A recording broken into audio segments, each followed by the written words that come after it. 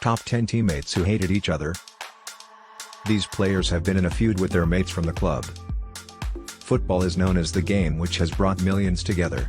It is the most global sport on the planet, mainly because of its simplicity and the fact that you can play the game with very few resources.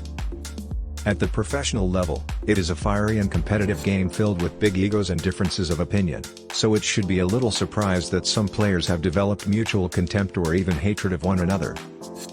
Women, politics and racism are three of the most common themes of hatred between soccer players, as well as some seemingly less serious disputes.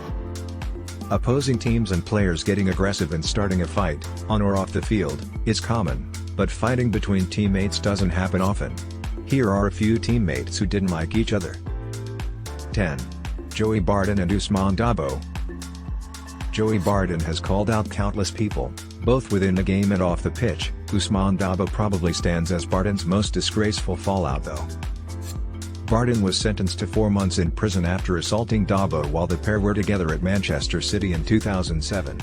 Dabo said in an interview Joey Barton is lying about what happened on the training pitch at Manchester City. It is unbelievable. I am shocked. There was a trial at the civil courts, he pleaded guilty and got 4 months suspended prison sentence. When he is talking, he denies it. He stated, "I have started it all. It is fake. All my teammates that were present during the attack gave evidence for me during the trial." As recently as 2012 Dabo called Barton a coward, suggesting there is still bad blood between the two men. 9. Robert Lewandowski and Jakub Błaszczykowski. Robert Lewandowski is one of the most effective and best strikers in the world at the moment. His first few days into German football came with Borussia Dortmund, who he signed for in 2008, linking up with future Poland international teammate Jakub Błaszczykowski in the process.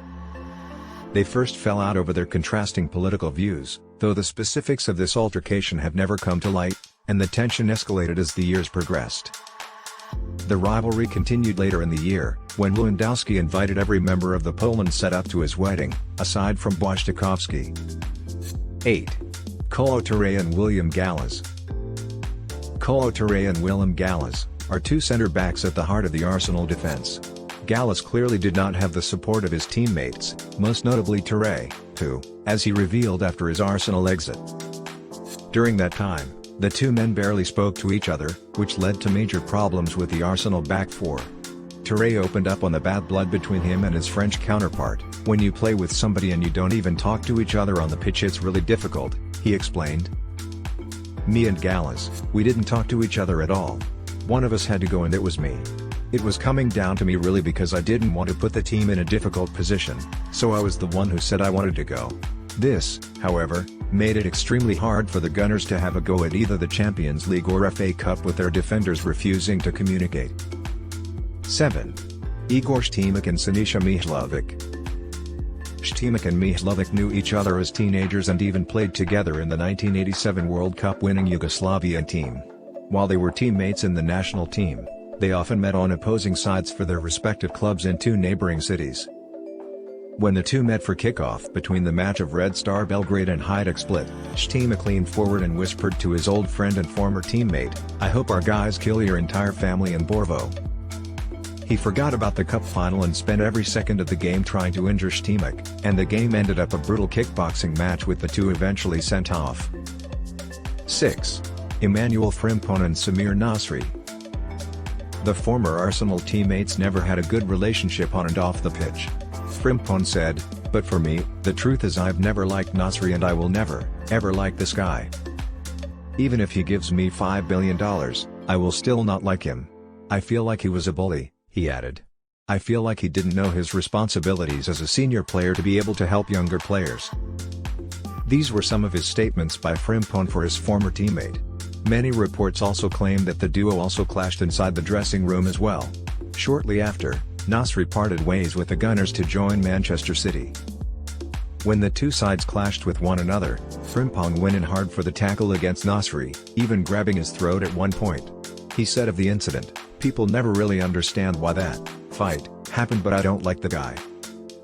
The reason I don't like him is that he's an idiot. Plain and simple. I would never, ever have respect for him." 5. Gerard Piqué and Alvaro Arbeloa. Gerard Piqué and Álvaro Arbeloa spent 7 years on opposite sides of the Real Madrid/Barcelona divide, so a professional rivalry is to be expected. El Clásico is one of the most famous and hotly contested games in world football. The duo won the World Cup together in 2010. And the European Championship 2 years later. Piqué has stated that he never got on with Arbeloa while teaming with him internationally. The rivalry became so hateful that Spain's captain Sergio Ramos eventually intervened to put an end to the spat. Alvaro stated that he has no feelings towards his former international teammate. 4. Andy Cole and Teddy Sheringham. Like many sporting rivalries, the feud between former Manchester United and England strikers Teddy Sheringham and Andy Cole started with a single petty act. Cole is about to make his debut against Uruguay and is a substitute for Terry. Cole reached for a handshake from Sheringham but was snubbed.